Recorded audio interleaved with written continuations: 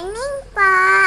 Good morning po. Ngayon po ay araw ng linggo at maulan ng panahon kaya hindi ko po alam kung makakapagtinda ako mamaya o maglalaba na lang ako, pero namili na po ako ng aking mga paninda. Ito po, papakita ko po sa inyo.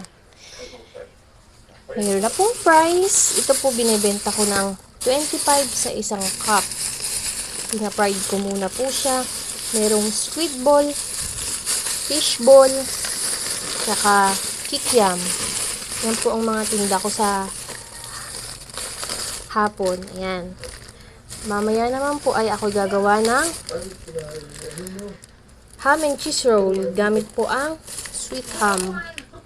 Bumili po ako ng gamit sa akin pang burger na dressing, suka para sa sausawan ng mga fishball at ketchup. Gagawa rin po ako ng cheese stick gamit ang cheese okay. Yan po ang gamit ko sa aking paninda. At ngayong pong tanghalian, ako ay magluluto ng sinigang na hipon. Ito po ay nabili ko kahapon. So, antay po tayo at ako po ay magluluto. Sana po panoorin nyo. Ngayon po ay magluluto tayo ng hipon. Ito po ay nabili ko kahapon. Kaya nilagay ko po sa freezer kaya tumigas. Ngayon po ay binabad ko muna sa tubig. Ayan po, nabili ko sa Punduhan sa Hagunoy, Bulacan. 260 po yung kilo ng ganito. Lulutuin po natin siya sa sinigang na sampalok. Nakabili po ako ng kangkong, kamatis, sibuyas, at sili. Tara, samahan niyo po kaming magluto ni Chinchin. Hello po!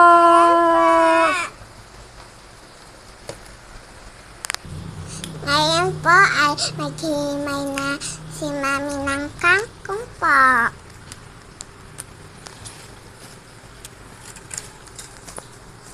Nakabili po ako sa palengke ng tatlong tali po ay 10 piso.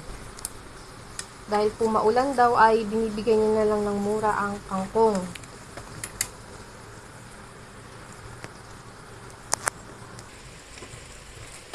Ito po at nilagyan ko na ng asin, pampalasa ang aking hipong niluluto. Sinigang sa sampalok.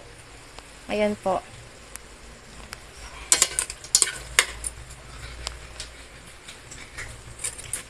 Akin muna pong tatakpan.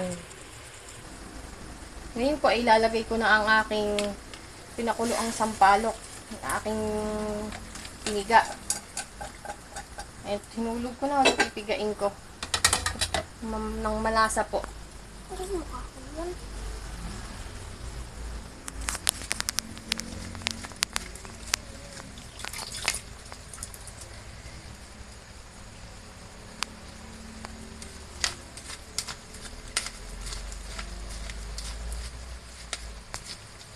Aking pinipiga upang makuway katas.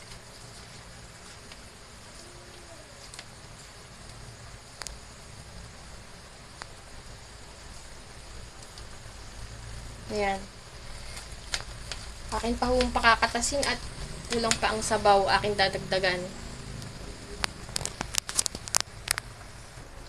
Aking huhulugan ng sili. 2 lang po ang aking ilalagay at baka maanghangan ang mga bata. Isang kulo pa po ay aking ilalagay ang kangkong. Natakpan po na po natin. Yan.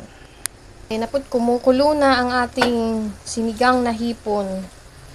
Aking lalagyan ng kangkong.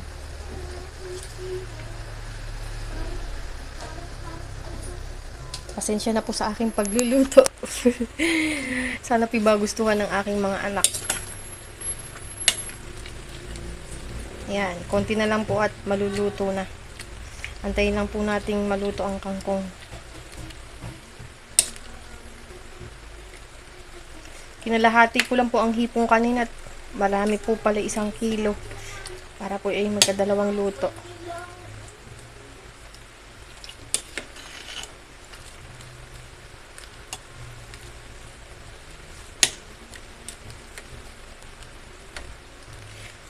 Titikman po natin ang asim at alat.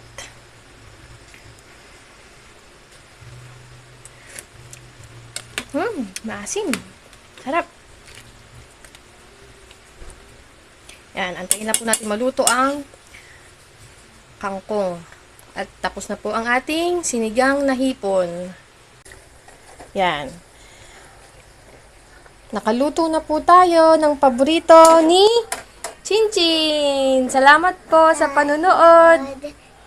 Paki-like po. And subscribe. Bye-bye po sa huli po.